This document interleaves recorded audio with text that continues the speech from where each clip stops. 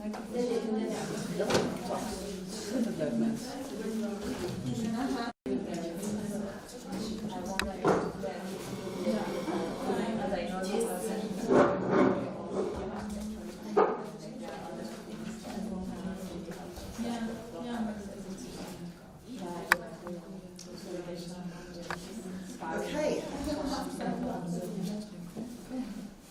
Were you ready now? Okay.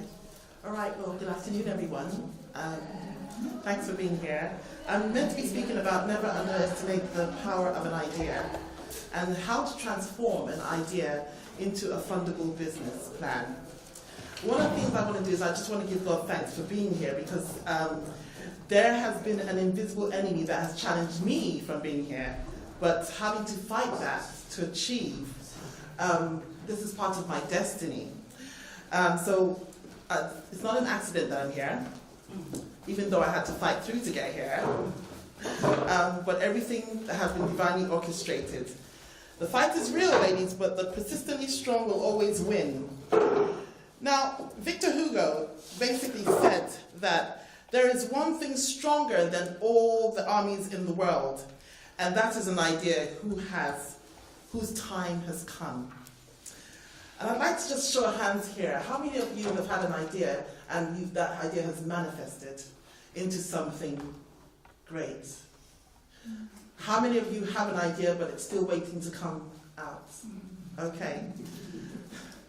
Amongst the many hats that I wear, and trust me, there are many hats. I'm also a Mary Kay beauty consultant, and if any of you women have heard about Mary Kay Ash, the founder, you know that she had an idea to produce great skin products, great skincare products. The idea wasn't just about the product itself, but rather an idea that would empower, promote, and pioneer many women in the skincare and cosmetic industry. And to date, that has happened. Mary Kay Ash said, "A mediocre idea that generates enthusiasm will go further than a great idea that inspires no one." What about Colonel Sanders? Do any of you know him? Of Kentucky Fried Chicken? The food chain. A simple idea that turned into a property development business. Many of us in this place started our businesses, charities, and projects on a simple idea. And many of us have an idea that is waiting to manifest. The power of an idea is the power to create wealth. A huge part of my role and what I do is to empower women to birth their ideas and help them identify the strategy to bring the idea to completion. So what is an idea? What does an idea mean? An idea is a suggestion, a plan for doing something.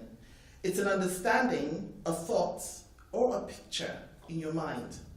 But that picture or thought cannot be powerful unless you have a strategy to develop the idea.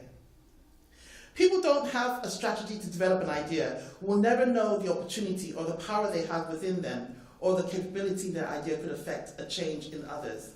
My own idea started with a program about 8 years ago. I remember, and I was just speaking to someone earlier, about 8 years ago, I found myself from job to job to job, but I wasn't very happy. But I had this idea incubating within me.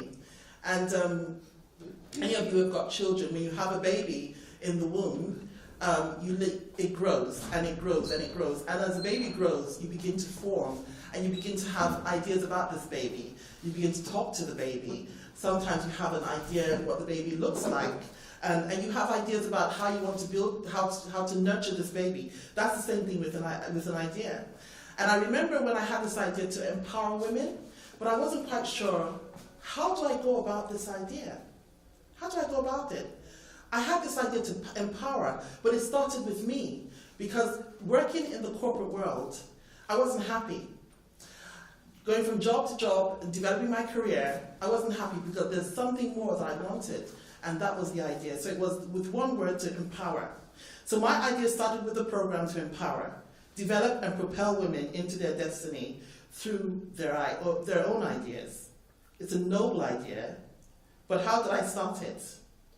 I remember basically, and this was about 8 years ago, that's why this year is very significant for me, 2018. I remember that the first thing I had to do was think about what is it that women want in my area? What did I want? I knew that I wanted something more than just my career. I knew that I wanted to be able to empower people. I knew that I wanted to bring out the best in someone. And I used my own story to do that. When I wrote my business plan, it was an opportunity for me to use the plan to practically work out what I needed to do first. So we need to put first things first. So this one idea I had took a journey to where I am today. I first of all wrote the program.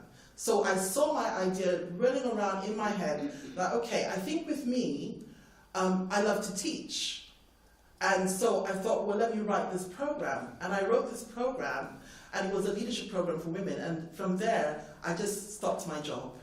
I left my job, and I said I was going to make this idea work. And so the first time I put this program on in the community, no one knew about me. No one knew about me.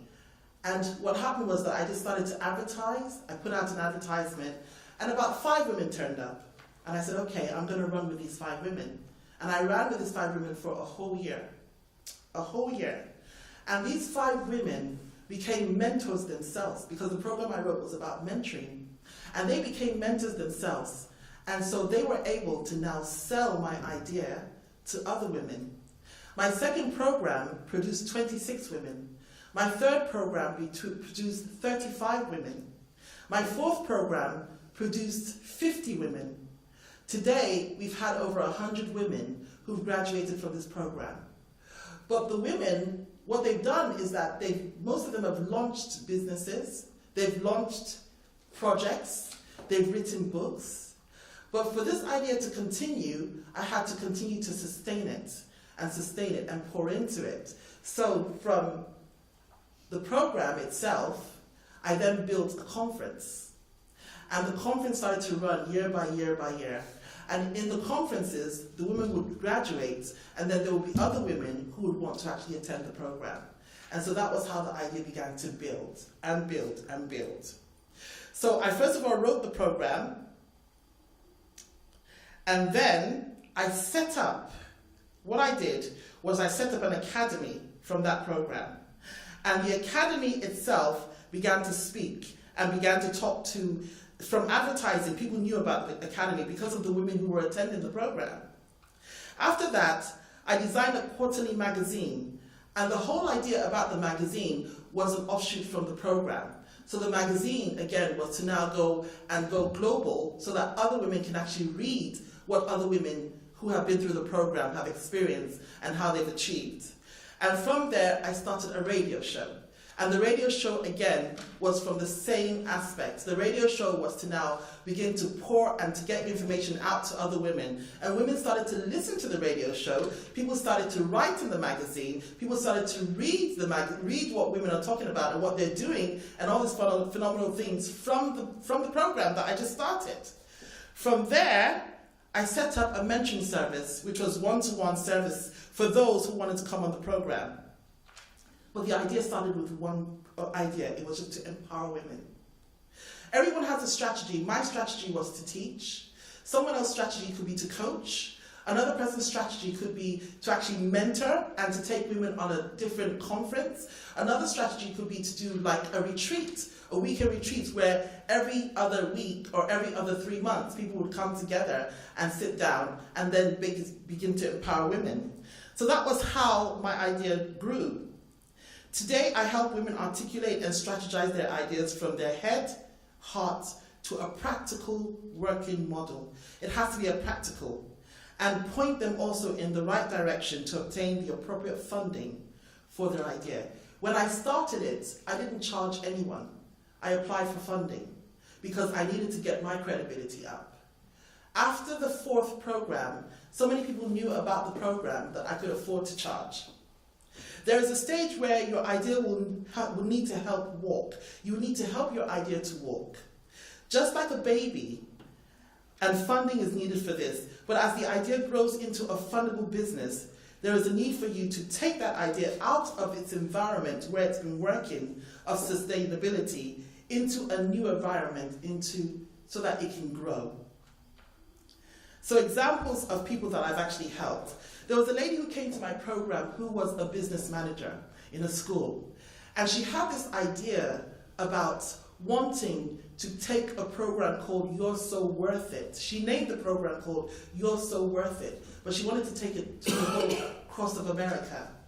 And when she came on the program, she realized basically that all she needed to do was just really be who she was, be herself. You know, this wasn't her idea. She needed the confidence to birth it. A lot of us have ideas, but what we need is the confidence to birth it.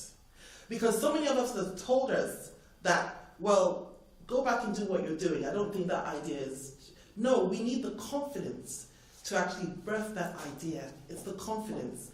It doesn't mean that the idea is wrong, it's just the confidence. And that was what she had to do. She needed the confidence, someone to tell her that this idea is your idea, so birth it. And she needed a midwife, and that was where I came in as a midwife to birth her idea. Today, that You're So Worth It is now trademarked, and she goes around the whole of America teaching young girls how to be confident and grow and build themselves.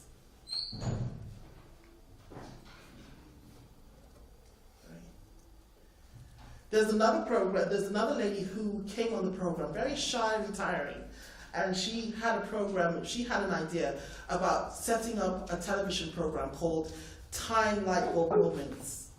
And this Time Light Bulb Moments, what it was to help again, young women to really understand other women out there who have done some phenomenal things, so that when they come on and she interviews them, then those who are watching can be inspired to now birth theirs.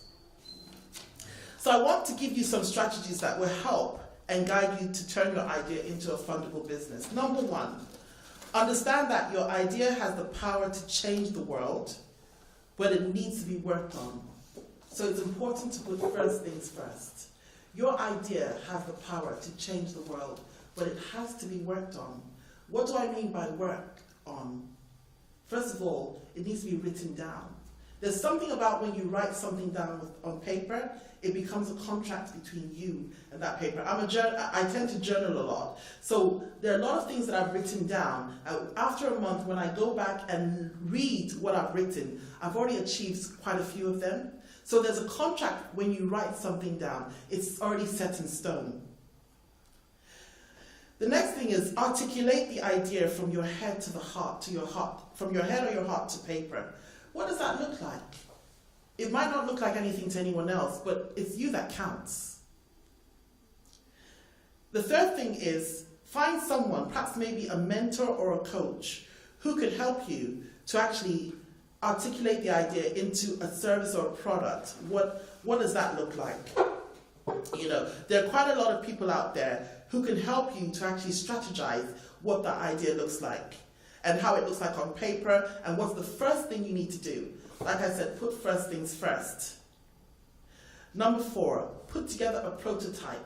When I set up my this program, I first of all did a prototype. And what I mean by a prototype, it's like a mini project. People who perhaps maybe want to sing or want to be able to, you know, cut a record or do a CD, I just tell them, put together a prototype of that CD and then begin to send it out. So it's important to actually put together a prototype and test its feasibility in the marketplace. That's the first thing. It has to be tested. And there's funding streams out there who help you with that initial stage of the project. It may not be a company yet, and I wouldn't say start a company from that idea. I would say put together a prototype, test the feasibility, because in testing it, you'll know basically how to focus it, how to stringent it, how to make it a lot more sharper, and how to make it more viable. I would say test it for about 6 to 12 months. In my case, the program that I had was a 12-month program, so I had a whole year to actually test it in the marketplace. And like I said, I had 5 women who turned up, so I had to run with those 5 women. But afterwards, those 5 women brought another 5 plus. I had about 20 women. So when they started, I was able to now go for funding for 20. But I didn't go for funding for the 5. I just had to carry it through because I believed in the idea. If you don't believe in the idea, then how can you be able to carry it forward? Anyone is going to come and say to you, well, this is not viable, but you'll be able to tell them that this is, because I believe in the idea. Like I said, it's all about you and what you have. If you had a baby that was growing and someone says to you, well, your baby is not going to look good or what have you, you're not going to believe them. You're going to have to believe in the baby growing in your womb. It's the same thing with an idea. It's a baby. Believe in the baby. Believe in the idea. And when it's birthed, then you see what it looks like.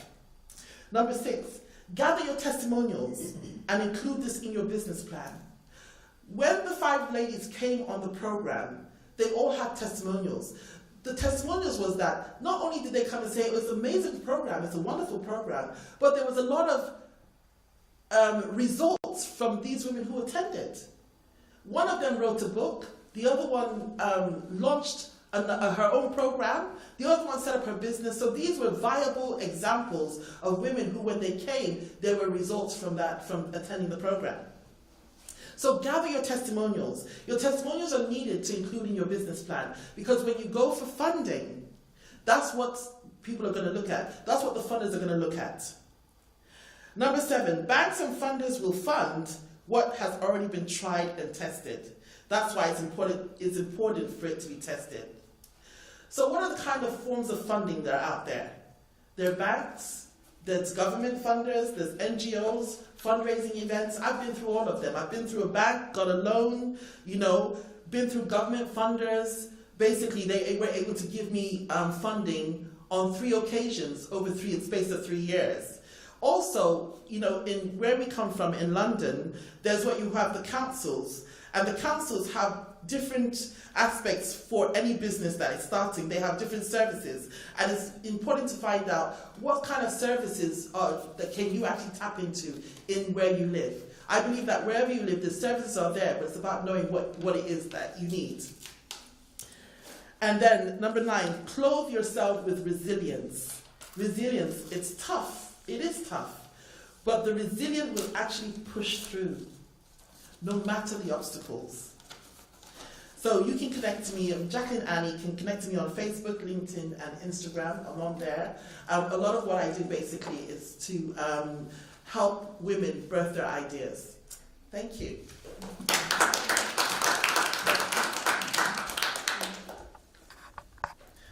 Any questions?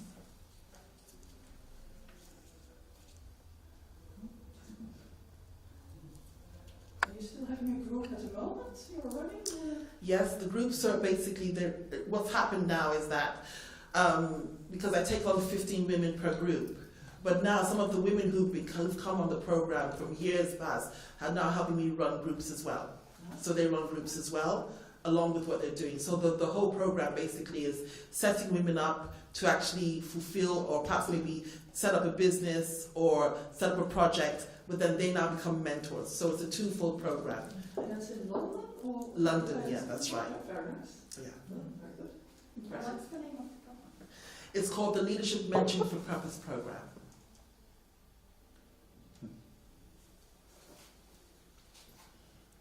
Was that the other speaker? What? We are here too. Maybe speaker. Wonderful. Yeah. I'm I looking. think so. Yes. Any other? If I'm a little shy, because this is my first speech in front of people, I will not call you dear ladies and gentlemen. I will turn to you with dear like-minded sisters and brothers. I'm very proud to be here with you at this international tribune, where women from all over the world meet and share their true stories, share their experience, share their way to success and personal growth, and support each other. My name is Tsvetana. I'm from Bulgaria. Bulgaria is also known as the land of roses. I don't know if you know this. In Bulgarian, my name means a flower or blossom. And I share this with you because the queen of the flowers, the rose, and especially the Bulgarian rose, is the quintessence of my story. Well, where to start from? For me, there has never been such thing as small idea or big idea. For me, that's rather good idea. And each good idea should be taken care of, should be worked over until it achieves its full potential. Here is the place to thank to my respected friend, Professor Andy Boynton from Boston College and co-author of the book The Idea Hunter. I met him in 2014 at a leadership training in the company where I worked at that moment. The training was great, but the most important thing for me was that he believed in me. He believed in my stamina, in my capabilities, and he has been encouraging me from then on in all my projects. For me, the longest journey to the highest mountaintop starts with the first step out of the door. I feel proud that I did this very first step, the most difficult one. I opened my heart, I opened my mind and set it up differently. 2 years ago, approaching my 40s, having been worked at different positions in big and small companies in Bulgaria for more than 17 years, I felt the impulse that this is time to change my life. The sensation erupted like a volcano and didn't leave my thoughts. I just felt I was ready. I had the willingness, I had the capabilities, the motivation and the braveness to leave the big ship, the big safe ship, and get on board on my small raft and from an employee become an entrepreneur. It was very difficult, but I was ready to try. I was ready to meet both success and failure. Before taking this decision, I had the constant feeling that I was losing something, that I lacked something in my life, that it was running too fast and I cannot catch up with it. Although I have a wonderful husband and 2 wonderful daughters, I had a very well paid job, it was not me, Years passed one after another. When I was 25, I thought to myself, okay, you are not satisfied with what you are doing, but you get good money, you have small children, go on another 1, 2, 3, 4 years. Then I became 30, and I said it again, and then I became 35, and the years were coming and going very fast. So one day I just wake up and decided that this would be the beginning to change my life, at least to try. I was very happy that I had the support of my husband and of my family because the difficulties should come one after another. But be the change in the world, Mahatma Gandhi said, and I have embraced these words of wisdom and repeat to myself again and again where downs are more than ups. Being a yogini for many years and having this innate, passionate love and worship to our Mother Earth and the pursuit to beauty and harmony, I thought a little bit and decided to choose the symbol of my country, the Bulgarian rose, our national treasure, as a beauty and harmony ambassador in the Western world, which is in the Western society, which is becoming more and more conscious, trying to re-establish its connection with nature. The Bulgarian rose is in my roots, it is in my DNA, it's even in our national embroideries. I love the fragrance of the Rose Valley in May and the gorgeous view of the rose gardens. I have touched the magic of this harmony, this celebration, this divine dance of nature many times.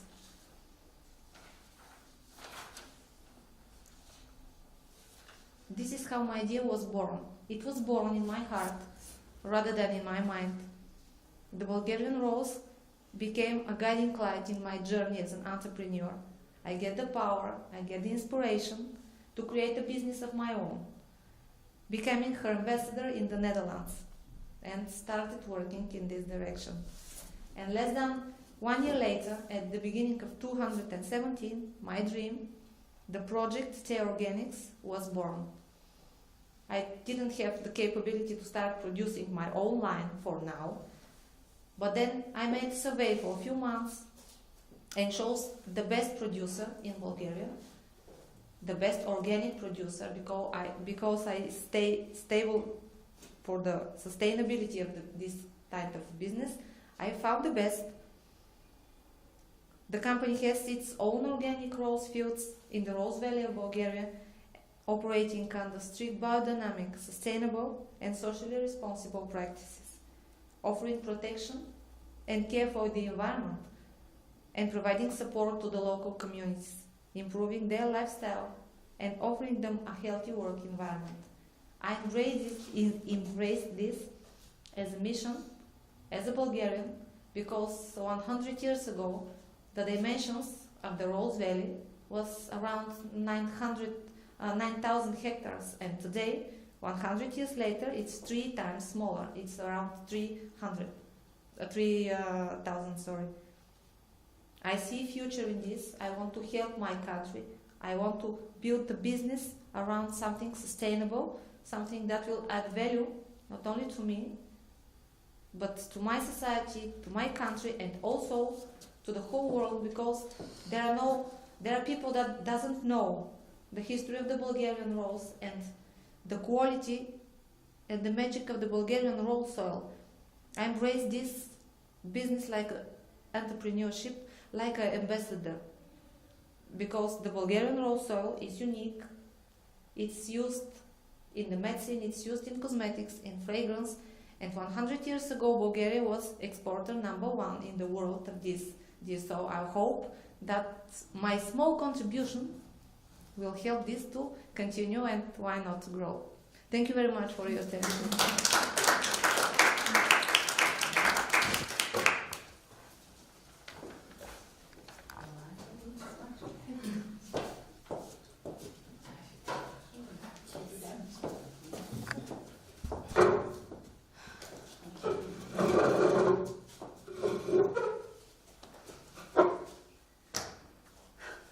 Good afternoon, everyone. My name is Emma.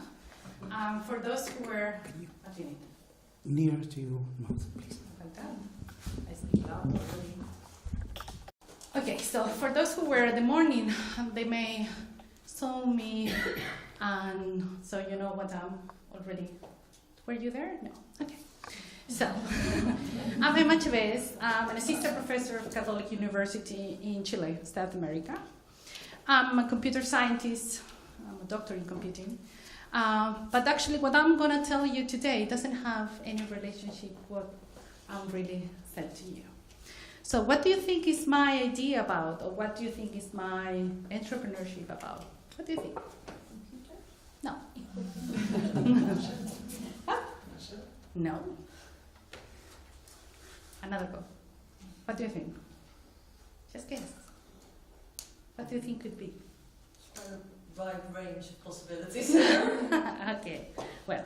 Something to do with communication. No. Well, I'm going to tell you. Agriculture. Huh? Vegetables or something like that. What? Vegetables or agriculture. Yes. Yeah, getting close to there. Yeah, well, it says here, founder of Terra que Nutre, which is meaning like the earth that nourishes us. You know? Well, I'm going to tell you how this idea came to my mind and why it became bigger and bigger, and now have to step out of it to make it grow and move to another side of the business, even though I don't want to call it business, but it is a business. Okay? Well, I'm a mom of 2 kids, Fernando and Sebastian. Sebastian is allergic to the casein. You know casein? Is the animal protein of the milk. So, and the little one, Fernando, is allergic to glutamate monosodic. I don't know how to say it in English. Is it glutamate monosodic? What? Monosodium glutamate. Monosodium glutamate, that's the thing. Which is a preservative that you put in the food that make it salty. Most of the food, like chips and things, they have it, so you can't stop eating them, okay? My mom is celiac. My sister is celiac. I'm becoming celiac too. I have Hashimoto, so I have a lot of immune things going on in my life. And I got very upset because I love to cook. And even though I work 40 hours a week in the university, I have for everyone in my house homemade food. Okay? This is something that I got from I was little, because I come from a very small town in Chile where everything was produced locally. So everything in my table is homemade food. Doesn't mean that I'm a very good cook. I love to cook, I said, which is different. Okay, so I had an idea, and I was very upset because I say, well, you know, everyone in my house have homemade food, and who I meet with have the same thing. But even though we do that, you know, I always say, and my mom is a pediatrician, and my mom said to us all the time that your food is your health. Wherever you eat, it's gonna impact you really hard to see how your health is going to be. And when we were little, none of us were very sick at all. You know, I remember that we never got a flu or something like that. I remember my first flu maybe at the age of 11. So I got very, very upset, and I said to myself, well, even though I cook homemade food, what is happening with the ingredients of the food I'm putting in my table? Because maybe that was the issue.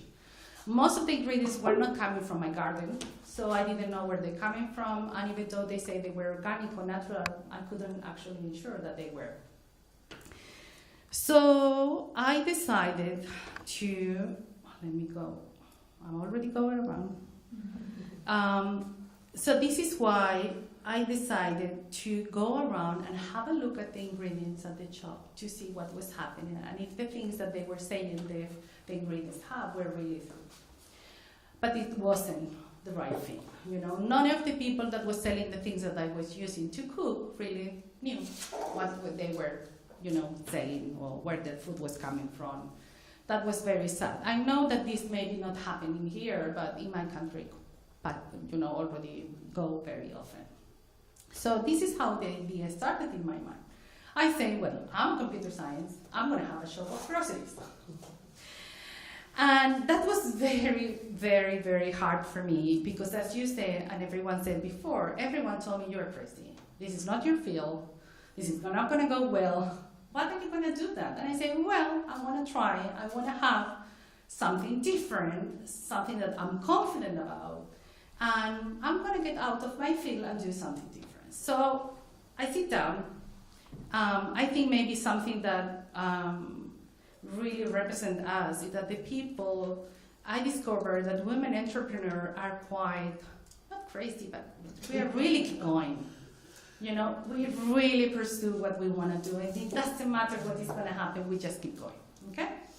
So I sit down one day in my table, and rather than doing what an engineer would tell you to do, is like draw the business plan, find your customer, find your providers. No, I sit down and I put on my table 4 values. And those values were, first, I want to have in my shop products that are really natural. No preservative, no additive, everything needed to be organic, but no preservative, no additive. Everything needed to be natural. First value. Second value, I say everything needs to be fair trade. This is going to be hard, but need to be fair trade. I'm a Reiki master too. So I believe in a couple of things, you know, and one of the things that drive me is like, wherever you do with love, it's going to come with love to you too. So I say, I want to feed my kids and the people around me with fair trade food. That was the second value. The third value was, I wanted that everyone that put a product in my store needed to be happy about it. That was hard. Because sometimes people does it because they have to do it. But I wanted to discover if they were happy. You know, if they were happy cooking it, or if they were selling nuts, I say, well, it doesn't matter. Are you happy doing this? Why do you do this? So I went everywhere to find what they were doing, what they were using, and everything. So that was the third value. They needed to be happy with the things that they were doing. If they love it, and if they were having sustainability practices in the process of doing whatever they were doing. That was the third value. And the fourth value was, I want everything local. And I need that the business were mainly driven by women. I say, I want to see what are women cooking, what they are providing, and I want most of my products being provided by women. So, after those 4 values, I say, well, now customer, let me find if I can find a product that actually meets my 4 values. How many do you think I got? How many products do you think I found? 0? I got 4. I got 4. Wasn't that bad, but was really bad. I can't run a shop with 4 products. With actually 2 providers and just 4. And I say, well, let's use my research skills as a doctor to find something else, or maybe, no, I'm not gonna find something else. I'm gonna keep going with this and I'm gonna find what are the issues in the 4 values. So the 4th value, the one, find business driven by women, was easier. I discovered that 70% of the food industry in my local community is driven by women, which is good. Half of them really loved what they were doing. They were really loved to cook. They were really into producing local and organic food that was perfect. None of them knew where the product and the ingredients were coming from. So the fair trade thing was an issue. Okay, that was my pain. That was really, really hard. Fair trade was the issue. What was the other one? The other one was that everything needed to be natural, and that was an issue too, because everything was so natural. What do you think it happened? When you get a bread with preservative, how much the bread lasts? A week, 2 weeks. When you have a bread homemade with no preservative, how much does it last? 2 days. So the rotation of the products in my shop will be a problem too, because if they don't get sold quickly, I'll die. Okay? But I'll keep going. So I say, well, there are a couple of things that are giving me troubles. The fair trade thing, but I'll find a way to do it. I put all my students in the uni researching about it. Okay? So you're all going to be good researchers. I need your help. And they believe in me for some reason. So they did it. Well, actually, I had an idea of, learning process to use it there. So the outcome was important for me, but the process was important for them. So they really helped me with the fair trade thing. That wasn't an issue. Okay, tick, that. The problem with the women thing of driving business in the food industry was that many of them actually didn't formalize the business. So I cook a very good bread, I offer it, and that's all. Don't have any formal way of doing taxes and things. It was very like a black market of the food industry. So I decided to help them too. Say, okay, let's formalize these women. Let's help them to do the right thing. And this started in 11th of September of 2016. Okay? And by January 2017, I have 54 providers. All of them already formalized, already on the right path, selling things, knowing where the things were coming from. So in the 1st of February of 2017, my shop started. Was very, very good because I love to connect with people. My customers, I never asked about the customer, never took care about them. I say, well, they will come, I'll see. Well, we'll see. I'm not the only one with food allergies. There must be another one. I had a research, of course, and there are plenty of them around the world. So I say, I just need to let them know that I exist, so they need to come here. And it was very good because everyone that was around me were really loving what they were doing. It was easy to run the shop. Really, really easy. By September of 2017, I had 100 providers. All of them formalized it. All of them women, and 2 of them were actually innovating in the process, so they are actually now selling good overseas. And what I mean by innovating is that because the bread lasts for 2 days, you really need to innovate in the packaging or something to make it last, So there are a couple of things going on with bee, with honey and things in my store now with the packaging. So we are doing great things after all the things.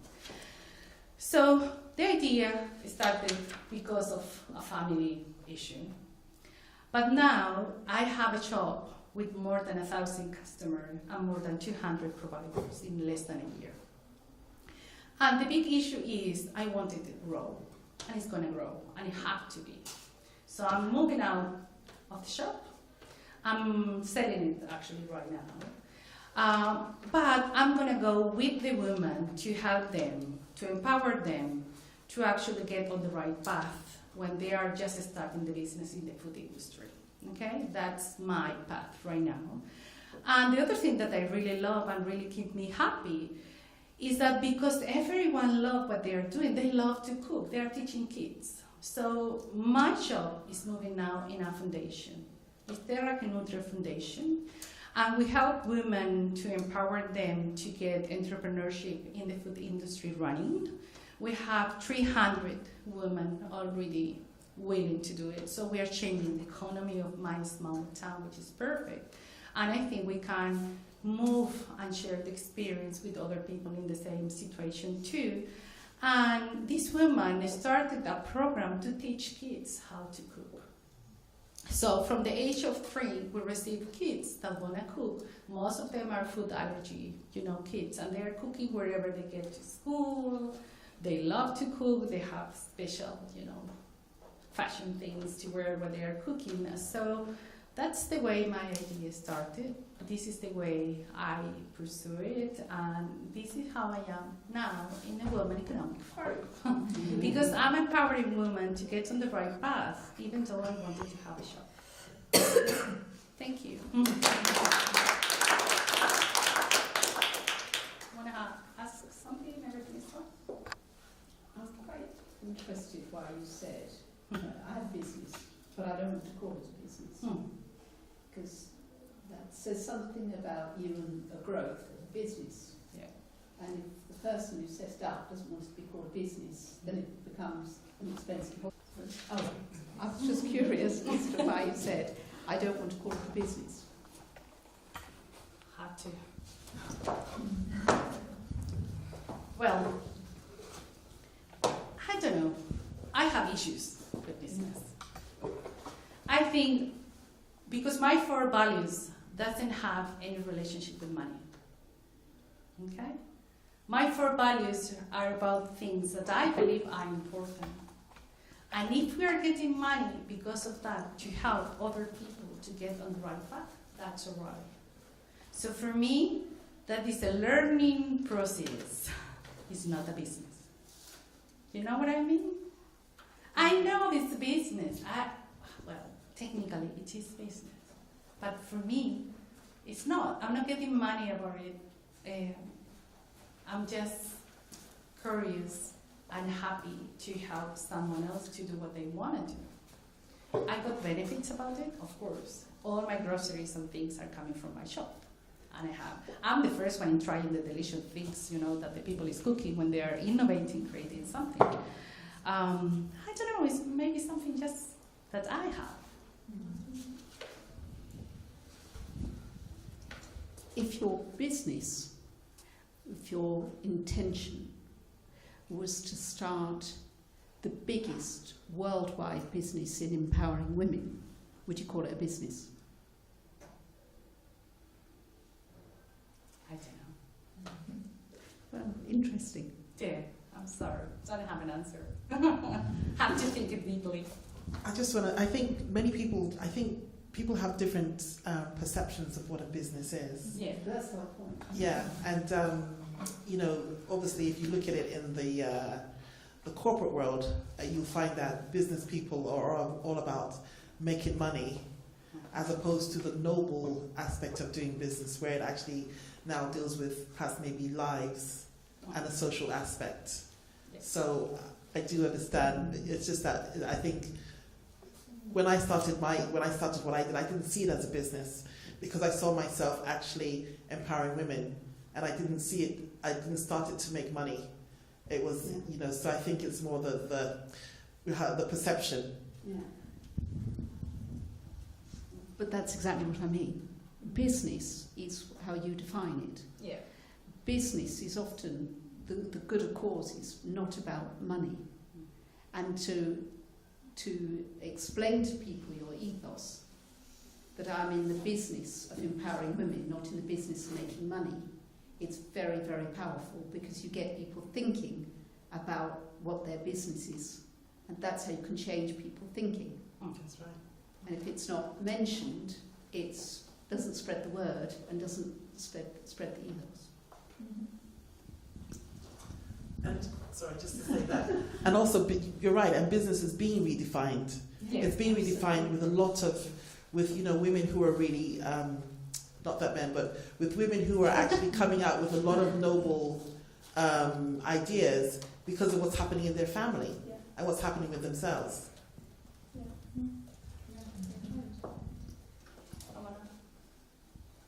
Don't ask very hard questions. Do you have a question? No? Okay. Is there any other speaker we were for? I think we finished. Nothing to communicate everything. The good thing is that wherever money we have in the business, I have to use the word business to redefine it. Okay, I have learned something today too. Is that we get a fund to where women can apply to run their business too. So wherever that goes to the shop, people knows. Our clients know. I want this money for the people that is creating this beautiful ice cream without anything. So I say, okay, what do you want to tell them? So they give letters, they say things, they give ideas. It's a very funny shop. So I love to be there, rather than, in front of the computer programming and doing the things that I like to do too. But it's good, it is very good. So you can do great things. I did it in a year with just one idea. And because of my family, and I moved to do different things that I think are really, really important. I really make me feel very happy. I just really want to ask if there's anyone who obviously wants questions about, because I asked initially those who have an idea, but it's still stuck, well, not necessarily stuck, but it hasn't been sort of like birth. I just really want to ask anyone who'd want to kind of contribute in terms of what that is and, if this helped at all. All of you say that you have an idea. No one wants to. Yeah, I have an idea, but I don't want to speak about it. I just want to listen and to ask. Yeah. But this is an interesting thing, because when you talk about this, your idea, you get more ideas about it, and then you get more empowered to make it through. Yeah, sure. So just do it. Thank you, girls. Thank you. Thank you.